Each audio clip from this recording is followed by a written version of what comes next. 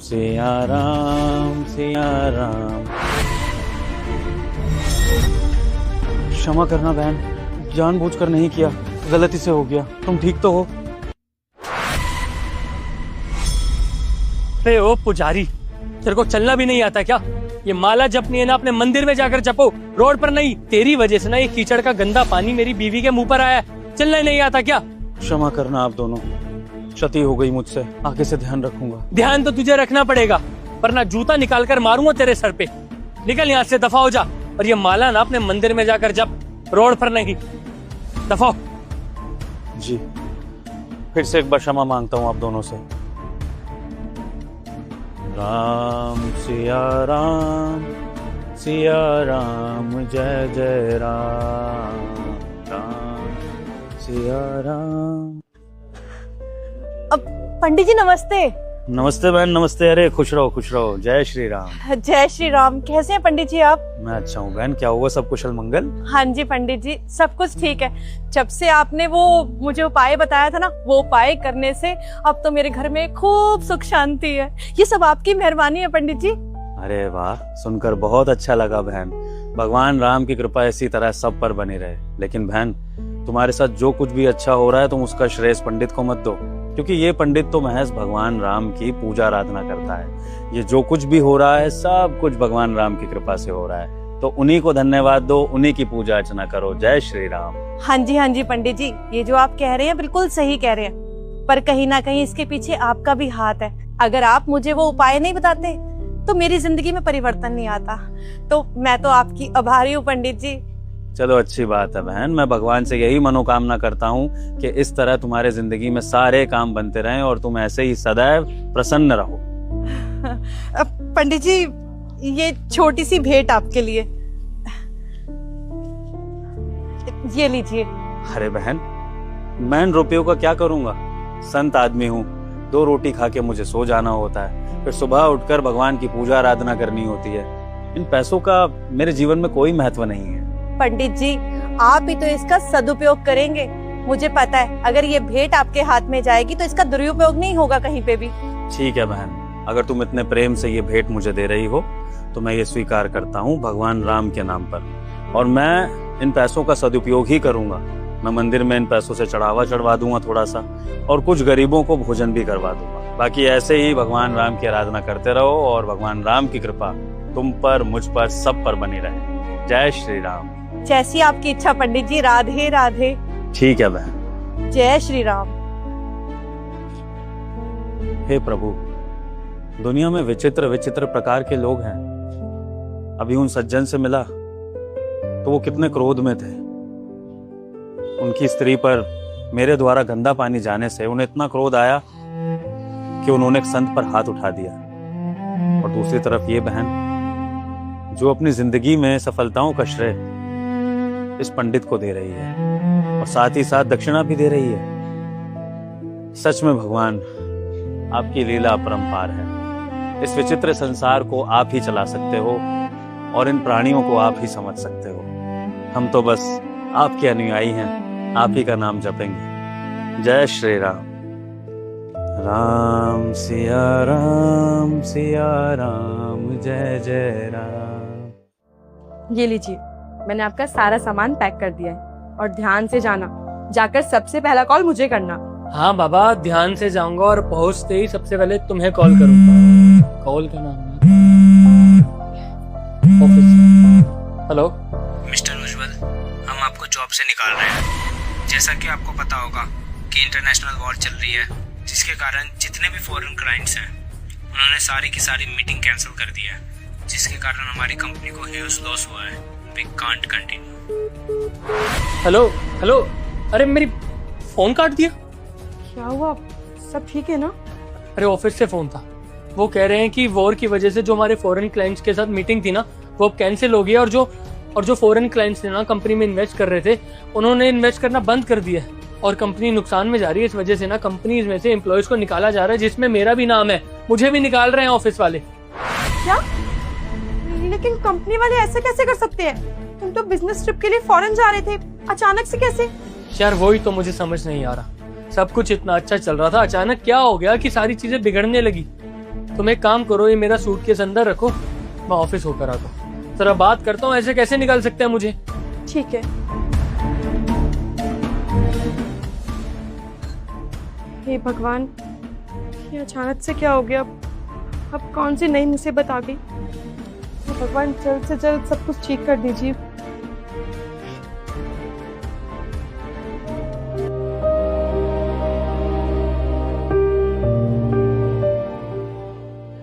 कुछ हुआ? 100 रुपए बने। इसमें क्या होगा? इसमें तो हम एक टाइम का खाना भी चैन से नहीं खा पाएंगे। क्या करूं यार, तुम ही बताओ ना। गिनती की 2 गाड़ियां साफ करता हूं मैं, 50-50 के हिसाब से 100 रुपए ही बनते हैं। कर रहा हूं काम की बात, नहीं मिल रहा। परसों कैटरिंग की बात भी करी, अब देखो क्या होता है, बने कुछ। हम पहले कितने खुश थे ना। हमारे पुराने दिन कब आएंगे? हमें खाने के लिए, पहनने के लिए कभी सोचना नहीं पड़ेगा। हम कब तक इस गरीबी में जिएंगे? मुझे नहीं पता, बार बार एक ही सवाल मत किया करो मुझसे। पता नहीं ऐसी कौन सी गलती हो गई हमसे कि हमारी आज ये नौबत आ चुकी है। दर दर की ठोकरें खा रहे हैं, अचानक से पता नहीं क्या हो गया हमारे साथ। कोई बात नहीं, भगवान है ना, वो सब देख रहे हैं। राम सिया राम, जय जय राम। वो देखो पंडित जी, याद आया कुछ? कौन से पंडित जी यार, तुम भी क्या बोल रही हो? अरे ये वही पंडित जी है जिन पे तुमने हाथ उठा दिया था, मेरे मुंह पे कीचड़ का पानी आया था, याद आया? हाँ, ये तो वही पंडित जी है। काम करते हैं इनसे जाके ना माफी मांग लेते हैं। जब से मैंने इन पे हाथ उठाया ना, तब से हमारे बुरे दिन चालू हो गए। हाँ, तुम सही बोल रहे हो। पंडित जी हमें माफ कर दीजिए पंडित जी। अरे भाई, ये क्या कर रहे हो? उठो उठो, ये इस तरह से मेरे चरणों में क्यों पड़ गए? कौन हो आप लोग? पंडित जी हम लोग आपको बहुत अच्छे से जानते हैं। दरअसल कुछ महीने पहले आप हमारे आगे से गुजर रहे थे और आपका पाँव कीचड़ में पड़ा और वो कीचड़ का पानी मेरी बीवी के चेहरे पर आ गया था। तो ताव में मैंने गुस्से में आकर आपके ऊपर हाथ उठा दिया और उसके बाद से आज का दिन है। हमारे साथ जो भी हो रहा है सब कुछ गलत हो रहा है। मेरी नौकरी चली गई, हम रोड पर आ गए, अर्श से फर्श पर आ गए, सब कुछ गलत हो रहा है। पंडित जी अपना शराब वापस ले लीजिए और हमें बख्श दीजिए, हमें माफ कर दीजिए, माफ कर दीजिए। हाँ पंडित जी, हम मानते हैं हमसे गलती हुई है, हमने जो किया वो सब गलत था, लेकिन आपने हमें कैसा श्राप दिया जो हमारी जिंदगी उथल पुथल हो गई। हमारी जिंदगी में कुछ नहीं बचा। उस दिन के बाद हमारी जिंदगी गरीबी में चल रही है। शांत हो जाइए आप दोनों। देखिए, सबसे पहले तो मैं आपको एक चीज बता देता हूँ कि मैं उस समय की बात को बिल्कुल भूल चुका हूँ। मेरे मन में तो वो बात थी भी नहीं जो आपने मुझे अब याद दिलाई। कितने महीने हो गए उस बात को, और आपको लगता है कि एक पंडित आपको श्राप दे देगा? देखिए, ये कोई सतयुग तो है नहीं जो मुझ में इतनी ताकत हो कि मैं आपको श्राप दे सकूं। और रही बात कि आपके साथ जो कुछ भी हुआ है वो सब आपके कर्मों का नतीजा है। देखिए, आपने जो कृत्य किया मेरे साथ, मुझे उस पर तनिक भी क्रोध नहीं आया, क्योंकि वो आपका स्वभाव था। आप ग्रस्त हैं, अगर आपके साथ कुछ भी गलत होगा तो आप लोग उसकी प्रतिक्रिया देंगे, वो आपका स्वभाव है। और संत का स्वभाव होता है भक्तों को माफ कर देना। तो मैंने तो आप दोनों को उसी वक्त क्षमा कर दिया था। लेकिन अगर आप दोनों के जीवन में इस तरह दुख की घड़ी आई है तो उसके पीछे सिर्फ आपके कर्मों का हाथ है, क्योंकि इंसान जैसे कर्म करता है वो वैसा ही फल भुगतता है। यही तो शास्त्रों पुराणों में भी लिखा है। लेकिन ये कभी नहीं हो सकता कि कोई भगवान, कोई संत अपने भक्तों को, मनुष्यों को श्राप दें या उनके लिए बुरा चाहें। ये अपने मन से निकाल दीजिए। हम तो भगवान राम के भक्त हैं, उनका नाम जपते रहते हैं और इतनी पूजा, आराधना, अर्चना इसीलिए करते हैं ताकि अपने मन को इतना शांत कर सके कि कोई भी विपरीत परिस्थितियां हों लेकिन हम क्रोध ना करें। क्योंकि अगर हमने क्रोध कर दिया तो फिर हमारी भक्ति का क्या फायदा? हम आप भक्तों को क्या सिखाएंगे? तो अपने मन से ये बिल्कुल निकाल दीजिए कि मैंने आपको कोई श्राप दिया है। पंडित जी, हमने जो भी पाप करे ना उसका पश्चाताप करने के लिए हम दोनों तैयार हैं। आप जो बोलोगे वो करेंगे। जिस भी मंदिर में नाक रगड़ने को कहोगे वहां जाकर नाक रगड़ूंगा, चाहे वो कितना ही दूर हो। और अगर आप कहोगे ना कि भंडारा भी करवाना है तो जितने लोगों का भंडारा बोलोगे उतने लोगों का भंडारा करवा देंगे। मैं अपनी बीवी का मंगलसूत्र तक बिकवा दूंगा। बस आप हमारे दिन अच्छे कर दीजिए। हाँ पंडित जी, हमें हमारे कर्मों का फल मिल चुका है। हम पुनः ऐसी गलती दोबारा कभी नहीं दोहराएंगे। हमें आशीर्वाद दे दीजिए पंडित जी, हमें क्षमा कर दीजिए। चिंता मत करो बहन, तुम्हें आशीर्वाद मांगने की जरूरत नहीं है। संतों और भगवान का आशीर्वाद हमेशा अपने भक्तों के साथ होता है। और अगर तुम लोगों को अपनी गलती का आभास हो गया है और तुम उसका प्रायश्चित करना चाहते हो तो निश्चिंत ही तुम दोनों का अच्छा समय फिर से लौटेगा। भगवान तुमसे फिर से प्रसन्न होंगे और तुम्हारे जीवन में सब कुछ अच्छा कर देंगे। बस हाँ, कुछ चीजों का ध्यान रखना, जैसे कि संतों का अपमान मत करना, गरीबों की सेवा करना, दान पुण्य करना, मंदिर में जाकर भगवान को याद करना और अपने मन में किसी के लिए भी किसी प्रकार के बुरे भाव न रखना। बस इन चीजों का ध्यान रखोगे और एक अच्छा गृहस्थ जीवन बिताओगे तो देखना भगवान तुमसे प्रसन्न होकर तुम्हें सब कुछ वापस दे देंगे जो तुम्हारे हाथों से गया था। लेकिन हाँ, बस ये बात जरूर याद रखना, जैसे कर्म करोगे वैसा ही फल भोगोगे और इसी जन्म में भोगोगे। तो उम्मीद करता हूँ कि आप दोनों अपने कर्म सुधारोगे। हाँ पंडित जी, आप बिल्कुल ठीक कह रहे हैं। अब हम कभी भी किसी पंडित, संत, महात्मा किसी की बेइज्जती नहीं करेंगे। हम दोनों पुनः आपसे क्षमा मांगते हैं। ठीक है बहन, अब क्षमा मत मांगो, अब बस भगवान से प्रार्थना करो कि सब कुछ जल्दी ठीक हो। और मैं भी भगवान से आप दोनों के लिए प्रार्थना करूंगा कि जल्दी ही आप दोनों सुख समृद्ध हो जाए। जय श्री राम। जय श्री राम। राम सिया राम। अब तो हमें पंडित जी ने भी आशीर्वाद दे दिया है। अब देखना आप हमारे दिन ना जरूर बदलेंगे। तुम सही कह रही हो। 100 रुपए कमाए आज, चलो कुछ खा लेते हैं, सुबह से नहीं खाया। नहीं नहीं, हम एक काम करते हैं, इसको मंदिर में दान कर देते हैं। ठीक है, जैसा तुम्हें सही लगे चलो।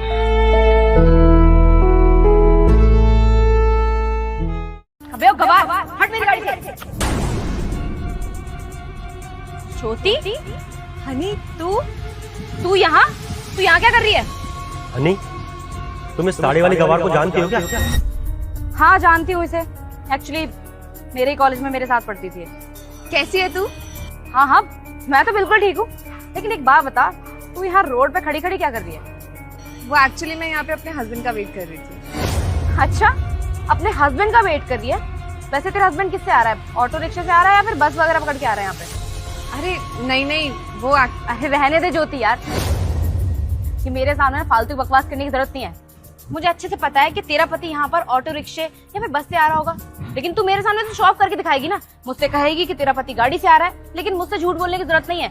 मुझे तेरे हालातों के बारे में अच्छे से पता है। तू कैसी बात कर रही है? मैं भला झूठ क्यों बोलूंगी?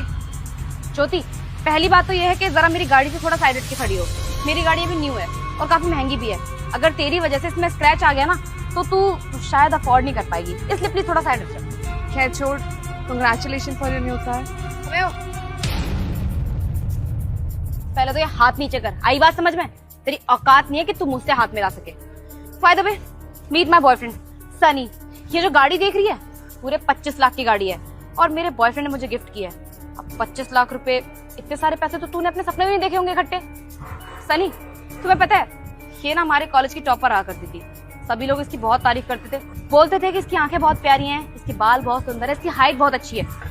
और इसके चक्कर में ना मुझे कोई भाव नहीं देता था। मुझसे कहती थी कि आगे चल के एक बहुत अच्छे लड़के से शादी करेगी जो इसको अच्छी ट्रीटमेंट देगा। अब देखो ना कितनी अच्छी ट्रीटमेंट मिल रही है इसको। रोड पे खड़ी है, इसका पति से वेट करवा रहा है और वो भी रिक्शे से आने वाला होगा। ये ट्रीटमेंट मिल रही है इसको। अरे नहीं हनी, जैसा तू सोच रही है वैसा कुछ भी नहीं है। मेरे हस्बैंड बहुत अच्छे हैं, लाखों में एक है, बहुत केयर करते हैं मेरी, हमेशा मेरी ख्वाहिशों का ध्यान रखते हैं वो। अरे हाँ, तेरा पति लाखों में एक होगा। लाखों में क्यों, तेरा पति तो करोड़ों में एक होगा, तभी तो तुझे यहाँ रोड पे खड़े करके वेट करवा रहा है। मेरे बॉयफ्रेंड को देख, हमेशा मेरे साथ रहता है। मैं जहाँ जहाँ जाती हूँ मेरे पीछे पीछे आता है और तो और जो बोलती हूँ वो दिलवाता है। बहुत प्यार करता है, बहुत प्यार करता है मुझसे। अब ऐसी ट्रीटमेंट तुझे तो नहीं मिलेगी कभी भी, और इसलिए तो चिढ़ रही है और तभी तो ये प्यार प्यार की बातें कर रही है। लेकिन प्यार व्यार ना कुछ नहीं होता, सब कुछ पैसा होता है। अरे जिसके पास पैसा है ना वही इंसान खुश है आज की डेट में। मैं सिर्फ प्यार की बात नहीं कर रही हूँ, मैं रियलिटी बता रही हूँ। और देख, प्यार की बात ना वो लोग करते हैं जिनको प्यार नसीब ही नहीं होता। मेरे नसीब में तो प्यार ही प्यार लिखा है। जब से मेरे हस्बैंड मेरी लाइफ में आया ना, मुझे ऐसा लगता है कि शायद मैंने अपनी लाइफ में कुछ अच्छे कर्म किए होंगे जो मुझे उनके जैसा इतना अच्छा पति मिला है, जो मुझे बहुत प्यार करता है और मेरी खुशियों का हमेशा ध्यान रखते हैं। अरे बस कर यार ज्योति, और कितना शो ऑफ करेगी मेरे सामने? मुझे अच्छे से पता है तेरी रियलिटी क्या है, समझी ना? तो मेरे सामने प्यार व्यार की बातें मत कर।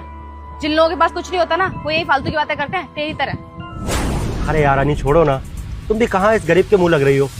अरे इन जैसे गरीब हम जैसे अमीरों को शौक थोड़ा समझ पाएंगे।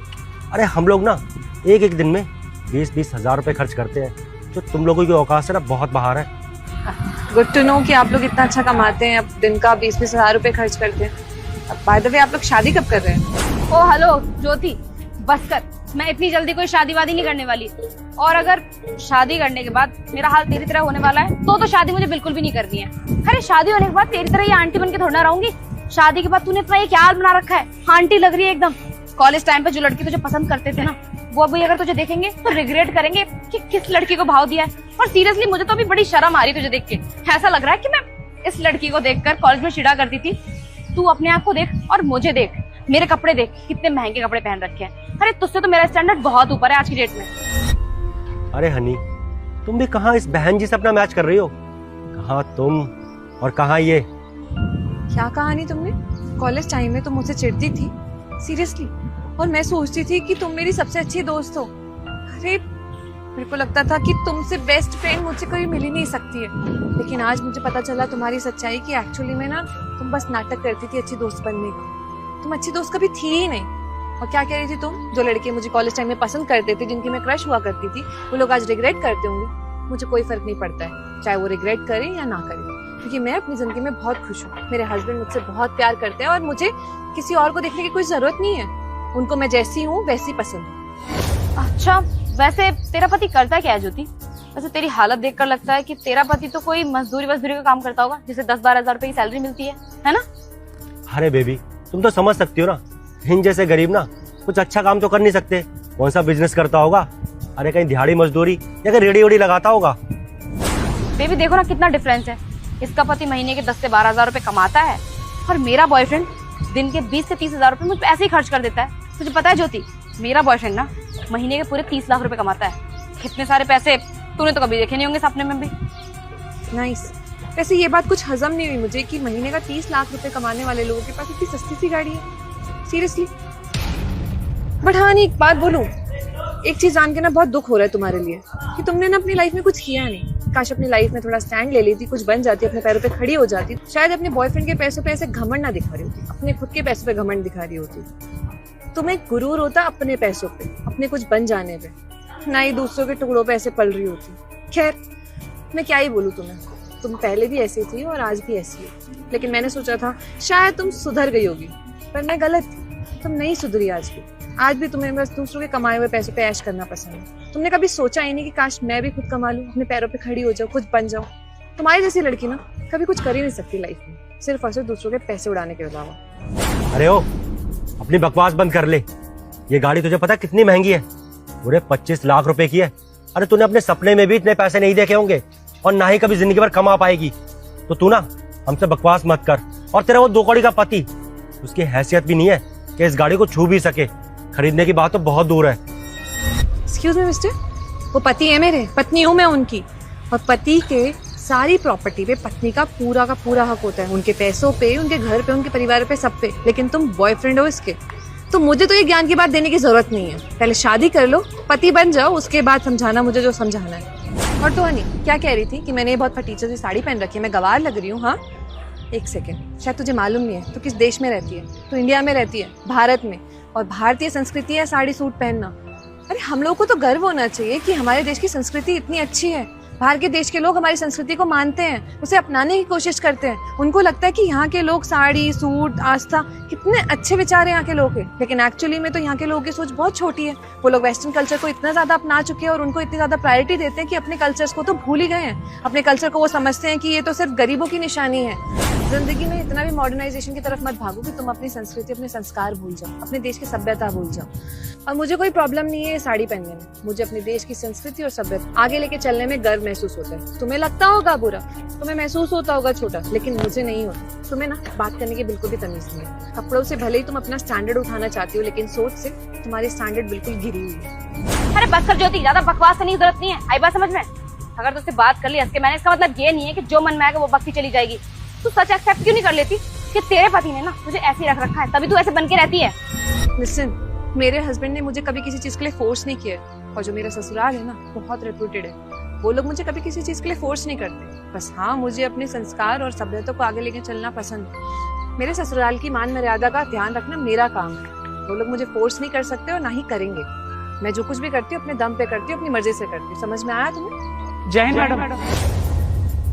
वो सर नहीं आ पाए तो उन्होंने मेरे को भेजा आपको लेने के लिए। चलिए। सुनिए, आप मुझे बता सकते हैं कि आप इस गवार औरत को मैम क्यों बोल रहे हैं और जय हिंद क्यों कर रहे हैं? अब मैम को मैम नहीं बोलूंगा तो और क्या बोलूंगा? ये इस शहर के आईएएस ऑफिसर की वाइफ है। क्या? हाँ, बिल्कुल सही सुना तुमने। मेरे पति यहाँ के आईएएस ऑफिसर है और मेरे ससुराल वाले यहाँ के रेपुटेड लोग हैं। बहुत बड़े इंडस्ट्रियलिस्ट हैं मेरे ससुर जी।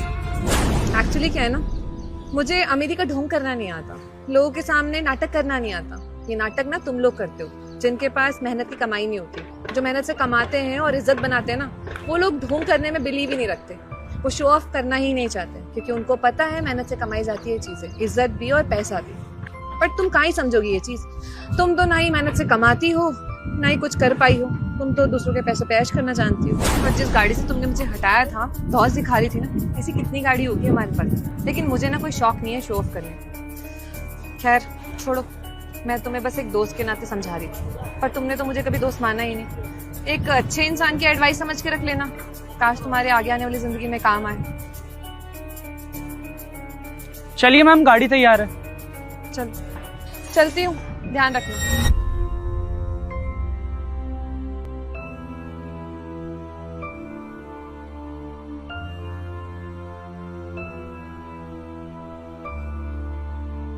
अरे गाड़ी में कितना समय लगाओगे यार, अभी तो ठीक नहीं हुई तुमसे। कुछ काम नहीं होगा, जाओ सन्नी को भेजो। भैया आपको पता तो है हमारी गाड़ी सन्नी भैया ही ठीक करते हैं, आपने इनको क्यों भेज दिया? 1 घंटे से लगे हुए, गाड़ी ठीक ही नहीं हुई है। मैडम क्या करूं बताओ, सन्नी अपने दूसरे क्लाइंटों में बिजी है। अब आपको तो पता है ना, गैराज में कोई भी गाड़ी आती है सन्नी से ठीक कराते हैं हर कोई। उसका काम ही इतना बढ़िया है। मैंने बोला अभी आता होगा, आपकी गाड़ी ठीक कर देगा, टेंशन मत लो आप, है ना। क्या हो गया भैया? कहाँ बिजी है सन्नी यार? तेरे क्लाइंट आए हैं, बोले गाड़ी खराब हो गई, इनकी गाड़ी ठीक कर देना। अरे भैया वो ऑल्टो कर रहा हूँ ना, 2 दिन से खड़ी है, उसका मालिक चिक चिक कर रहा है। अरे उसका क्या है, बाद में ठीक करके दे दियो, वैसे भी उसकी कल डिलीवरी करनी है। मैडम आई है, मैडम की गाड़ी ठीक करके दे दे, परेशान हुई रही फालतू की है। चलो भैया देखता हूँ मैं। मैंने टेंशन मतलब अभी ठीक कर देगा सन्नी, ओके। क्या हो गया मैडम, क्या दिक्कत होगी इसमें? पता नहीं भैया, आप चलते चलते रुक गई थी। आप देख लीजिए क्या हुआ है, हमें तो आइडिया नहीं है।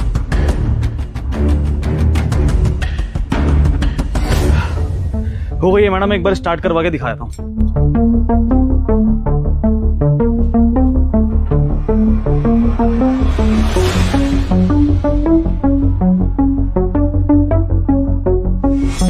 लो मैडम, करके देखो स्टार्ट। अरे वाह भैया, आपने इतनी जल्दी गाड़ी भी ठीक कर दी। वो भैया तो पिछले 1 घंटे से लगे हुए थे, उनसे ठीक ही नहीं हो रही थी। वैसे भैया गाड़ी में फॉल्ट क्या था? अरे मैडम कुछ नहीं, वो आप लोग चलाते हो ना तो शायद एक्सकलेटर ज्यादा दे देते होगे, तो इसलिए रेस की तार थोड़ी सी ढीली हो गई थी, वो मैंने टाइट कर दी है। बाकी अब गर्मी ज्यादा आ रही है तो थोड़ा पानी वानी का ध्यान रखना, नहीं तो हीट मार जाएगी गाड़ी। भैया वैसे टैलेंट तो आपके अंदर बहुत है।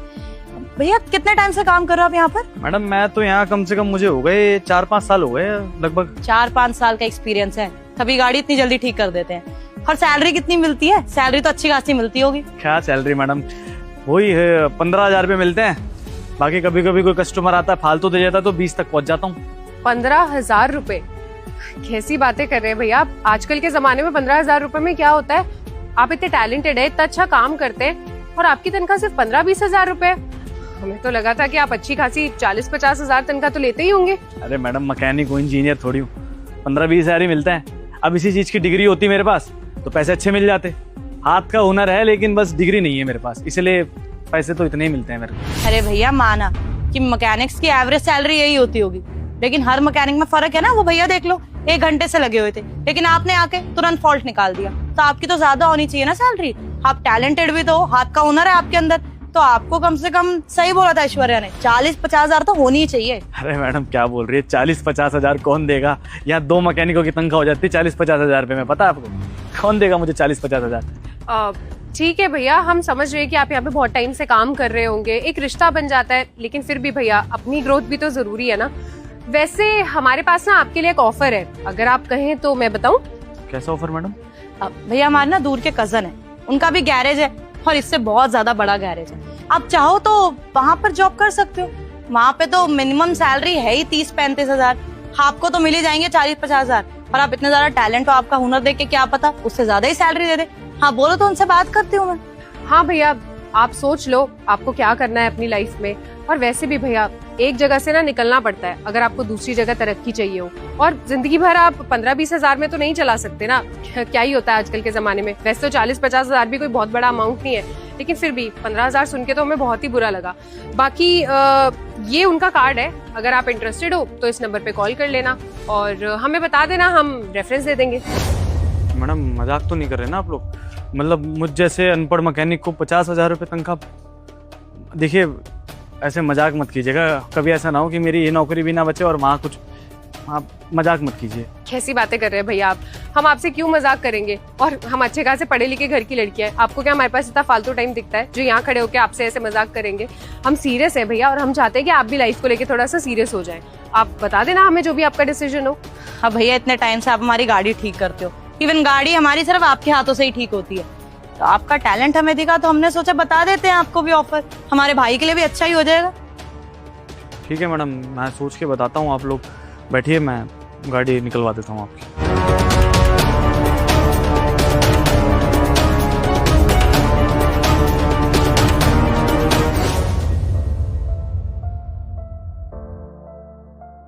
सनी, मैं बेटा कब से देख रहा हूँ तू ये कार्ड को देखे जा रहा है और कुछ ना कुछ सोच रहा है। क्या सोच रहा है? क्या बात है बेटा? पापा, आज गैरेज में 2 लड़कियां आई थी। उनकी गाड़ी में कुछ ज्यादा काम तो नहीं था, लेकिन जब मैंने उनकी गाड़ी ठीक करके दी तो बड़ी खुश हो गई मेरे से। उन्होंने मुझसे कहा कि तुम्हारा काम बहुत अच्छा है, बहुत अच्छा कमा लेते होगे। नहीं, मैंने कहा कि हाँ 15-20 हजार कमा लेता हूँ, लेकिन उनका कहना था कि तुम तो बहुत टैलेंटेड हो, तुम्हें कम से कम 40 से 50 हजार मिलने चाहिए। उसके बाद उन्होंने मुझे एक कार्ड दिया, मुझसे बोला कि हाँ और हम तुम्हारे टैलेंट की कदर करेंगे, तुम्हें 40 से 50 हजार रुपये महीना दिलाएंगे। अब समझ नहीं आ रहा पापा क्या करूं। क्या 40-50 हजार रुपए? अरे तो बेटा इसमें सोचने वाली क्या बात है? अगर उनको तेरे अंदर टैलेंट नजर आया है और तुझे वो 40 से 50 हजार रुपए महीना तनख्वाह दे रहे हैं तो कर लेना, करता क्यों नहीं? पापा आप तो जानते हैं ना, जब मेरे पास कहीं नौकरी नहीं थी तब राजा भैया थे जो मुझे अपने गैरेज में लेके गए, मुझे काम सिखाया, इस काबिल बनाया कि मैं कुछ कर सकूं। अब इस तरीके से उनका साथ छोड़ दूंगा तो उनको बुरा नहीं लगेगा क्या? या उनके साथ धोखा नहीं हो जाएगा? अरे नहीं बेटा, अब तू खुद देखना बेटा। अब तेरे को राजा भैया कितने पैसे देते हैं? 15,000 रुपए। अब बता, अब 15,000 में घर का गुजारा होता है क्या? कितनी महंगाई है, हैं? तू खुद सोच। और हाँ, अगर तेरे को राजा भैया ने काम सिखाया है तो बेटा तू मेहनत भी तो कर रहा है ना, हैं? मेहनत करके उनको पैसे भी तो कमा के दे रहे हैं ना, तभी तो वो तुझे 15,000 रुपए दे रहा है। मेरी बात समझ बेटा, आजकल का टाइम कैसा है, महंगाई बहुत है। तू अगर तुझे पैसे मिल रहे हैं तो तू करना।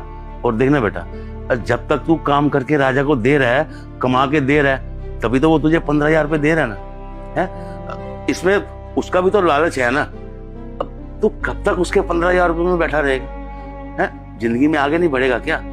कि सारी उम्र तो उससे 15,000 ही लेता रहेगा? कुछ सोच बेटा, समझ मेरी बात को। देख, मैं तेरा बाप तेरे भले के लिए कहता हूँ, अगर समझ आएगा ना अच्छा रहेगा बेटा। ठीक कह रहे हैं बाबा आप। देखो, कहीं ना कहीं इंसान आगे बढ़ने के लिए तो काम करता है ना। मैं कल ही राजा भैया से बात करता हूँ इस बारे में। हाँ, तू राजा से बात कर, ठीक है? और ये कार्ड पकड़, जाके ना सुबह मिल के आइयो, है? अब मैं तेरे लिए खाना लगाता हूँ, है? जी कोहली साहब, आपकी गाड़ी बिल्कुल ठीक हो जाएगी। हाँ, कल ही दे दूंगा। ठीक, जी। सनी अच्छा हो तो आ गया। वो नीचे भाई साहब की वो आई है मर्सिडीज, उसको ठीक कर दे यार, वैसे बहुत ज्यादा कॉल करके परेशान कर रहे हैं। भैया वो मैं नहीं कर पाऊंगा। मैं नहीं कर पाऊंगा मतलब? अब तो मुझसे मजे ले रहा है? तुझे साफ साफ पता है कि हमारे यहाँ पे जो लग्जरी गाड़ी है जो भी ठीक होती है वो तू करता है। अब तेरे जैसा ओनर तो हमारे यहाँ पे किसी के है नहीं, तो तू ही ठीक करेगा ना यार। टाइम वेस्ट हो रहा है, जल्दी ठीक कर दे। वो पैसे पेमेंट कर दी तो उन्होंने पहले। भैया मैं नहीं कर पाऊंगा, मैं काम ही नहीं कर पाऊंगा यहाँ पर। क्या लग्जरी गाड़ियों की बात कर रहे हो आप? अगर लग्जरी गाड़ी मैं ही ठीक कर सकता हूँ तो आपने मेरे बारे में कितना सोचा है जो मैं आपके बारे में सोचूँ? हाँ, मैं नहीं कर पाऊंगा भैया, अब मैं काम ही नहीं कर पाऊंगा इस जगह पर। मुझे समझ नहीं आ रहा तू क्या कह रहा है। कोई दिक्कत परेशानी, किसी क्लाइंट ने कुछ बोला है, किसी स्टाफ ने कुछ बोला है तो मुझे बता, मैं बात करता हूँ फिर उससे। क्या बोलेगा भैया, लेकिन मैं तो आपको देख रहा हूँ, कितने मतलबी हो आप, एक बार भी मेरे बारे में नहीं सोचते हो आप। भैया 4 साल से काम कर रहा हूँ मैं यहाँ पर, 4 साल में ना इतना काम सीखा है मैंने, इतना खुद को बढ़ाया कि जो आपके पुराने मैकेनिक है ना वो भी इतना अच्छा काम नहीं कर पाते जितना अच्छा मैं कर देता हूँ। लेकिन सैलरी के नाम पे क्या दे रहे हो आप मुझे? वो 15,000 और दिवाली और होली पे एक मिठाई का डब्बा। भैया इतना कमा रहे हो, मेरे बारे में थोड़ा तो सोचना चाहिए ना आपको, आप सोचते ही नहीं हो भैया। तो क्या हो गया, तुझे पैसों की टेंशन है, सैलरी बढ़वानी है ना, तो कोई बात नहीं, मैं सैलरी बढ़ा देता हूँ। कितनी चाहिए? 5,000 बढ़ा देता हूँ, बता 20,000 कर देता हूँ। और दिक्कत? बस भैया बस, ये 2, 4, 5,000 का लालच मुझे मत दो, मुझे पता है मेरी अहमियत क्या है। कल जो मैडम आई थी ना दोनों, उन्होंने कहा है मुझसे 45,000 रुपये तनख्वाह दिलाएंगे अपने कोई भाई के गैराज में, मैं काम करूँगा। आपको बोलने आया था कि मेरा हिसाब कर दो, आज के बाद नहीं कर पाऊंगा यहाँ पे काम। ठीक है भाई, अगर तूने अपना मन बना लिया है कि तू हमारे यहाँ पे काम नहीं कर सकता, तुझे पैसे कम लग रहे हैं, तो मैं रोकूंगा भी नहीं। अब तुझे यहाँ पे 15,000 सैलरी मिल रही है, ज़्यादा से ज़्यादा मैं 25,000 कर सकता हूँ, लेकिन 50,000 45,000 तो भैया मैं नहीं दे पाऊँगा, क्योंकि इतने तो प्रॉफिट हो नहीं पाता मेरे गैराज में, है ना। अच्छी बात है, तो अपने बारे में सोच रहा है, कल को बच्चे होंगे उनके बारे में सोचना पड़ेगा, उनका पालन पोषण, स्कूल एडमिशन फीस, शहर में रहना बहुत दिक्कत होती है। सही बात बोल रहा है, कोई बात नहीं, तूने अपना अगर फैसला बना लिया तो तू वहाँ पे काम कर ले, कोई दिक्कत नहीं है मुझे। लेकिन आज तू पहली बार मेरे से ऐसी ऊंची आवाज़ से बात कर रहा है, ये मुझे अच्छा नहीं लगा। अपनी फैमिली के लिए हर कोई सोचता है यार, मैं भी जब दिल्ली आया था मैंने भी सोचा था, तभी जाके कुछ फैसला लिया था, तू भी सोच रहा है आज, कोई बात नहीं। तो एक काम करता हूँ, तेरा हिसाब कर देता हूँ मैं क्लियर। आज कितनी तारीख है? 30 तारीख हो गई ना, महीना भी पूरा हो ही गया, तो 15,000 के हिसाब से छोड़, 20,000 बोला था ना मैंने, तेरे को 20,000 के हिसाब से दे देता हूँ, कोई बात नहीं। इतने दिनों से मेरे पास काम कर रहा है, तुझे लग रहा है कि मैं पैसे कम दे रहा हूँ? ये पूरे 30,000 रुपए ये तू रख ले, है ना। लेकिन जीवन में एक चीज याद रखियो, जहां भी जाए ना बहुत तरक्की करियो यार।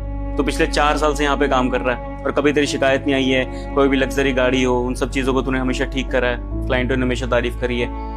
मैं इस चीज में अपना भाईचारा नहीं छोड़ना चाहता, हमेशा तेरे को छोटा भाई माना है और छोटा भाई मानता रहूंगा। इन फ्यूचर कोई भी दिक्कत हो ना, बेझिझक मेरे पास आ जाइए, मैं तेरी जरूर मदद करूंगा, ठीक है। पैसों से रिलेटेड हो, घर से रिलेटेड हो, या कुछ भी हो, मुझसे शेयर कर सकता है। जा आप तरक्की वर्क्की करियो, है कुछ बात होती है मिलने भी आ जाइयो, अच्छा लगेगा मुझे। चला जा, वो गाड़ी में ठीक करवा लूंगा किसी और से, जा। भैया वो जा रहा हूँ मैं। हाँ तो क्या हुआ, चला जा, कोई दिक्कत नहीं है, अपने बारे में सोच रहा है, अच्छी बात है, सोचना भी चाहिए, तुझे गलत थोड़ी ना बोल रहा हूँ मैं, जा।